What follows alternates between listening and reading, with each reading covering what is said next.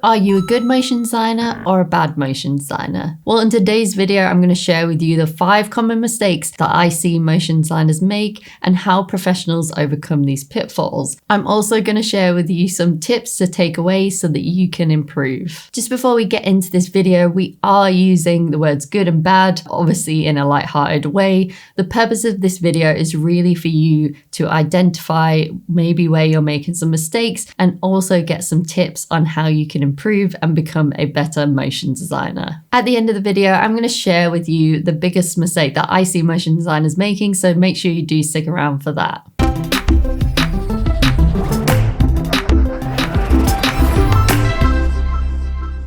So let's kick off with the first thing that bad motion designers do, and that is expecting instant results.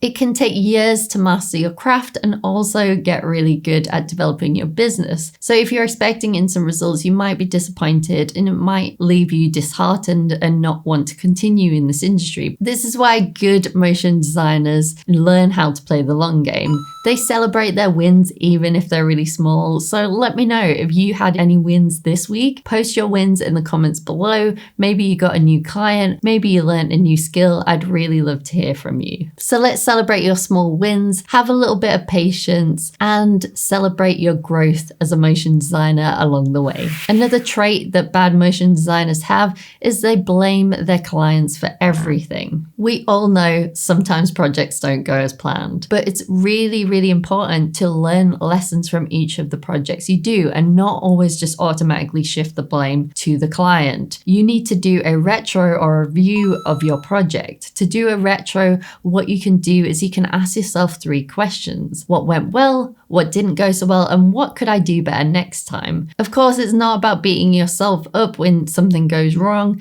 It's really about reflecting on the project and learning how you can improve next time. And that might actually include learning how you can educate the client better so you can work together more easily and the project can run more smoothly. This is going to help you to become a better and more successful motion designer.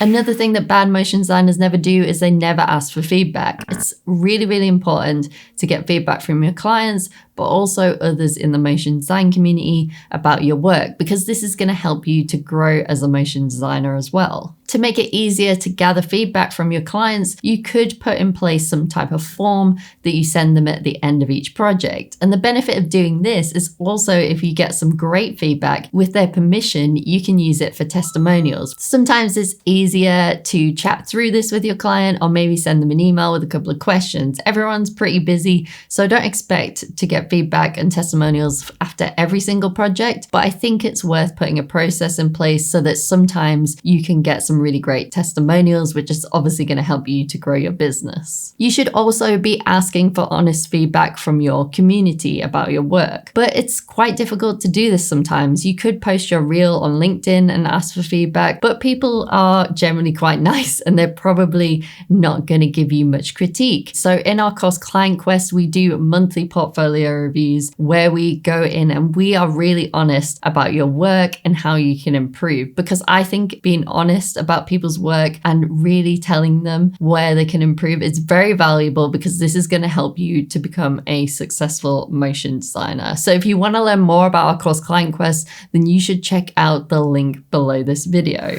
So I've got 2 things left to share with you that bad motion designers do, and the last one is probably the biggest mistake I see, so make sure you stick around for that. So the 4th thing that bad motion designers do is they think that everybody else is their competition. In my experience, the motion design community is one of the most awesome and supportive communities on the planet. And if you're a new motion designer, I really encourage you to network with your peers and not to see them as your competition. There are many benefits of networking and being friends with other motion designers. You might find out that they have an overwhelming workload that you can help them with. And I encourage you, if you have too many projects, that you share them with other motion designers too. You can also learn from each other, exchange tips and tricks, and also maybe collaborate on some projects together. So at the beginning, I promised that I would share with you the biggest mistake that I see bad motion designers making, and that is of course not learning new things. The motion design industry and the tools move at an incredible pace, so it's always important to be learning new skills. It's important to learn new technical skills, but also new soft skills as well. So that you don't get overwhelmed, I recommend that you break your learning into quarters. So maybe in Q1, you learn about how to acquire new clients.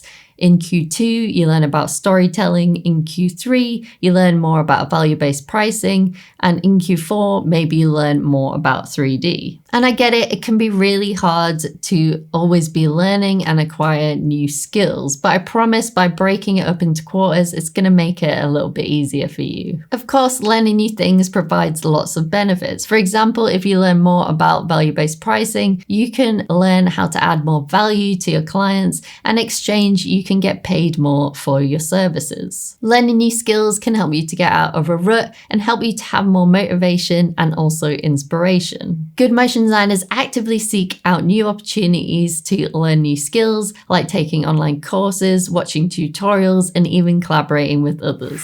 So now that you know how you can improve as a motion designer, you're probably going to want to learn how to improve your business and career as well. So you should watch these videos next.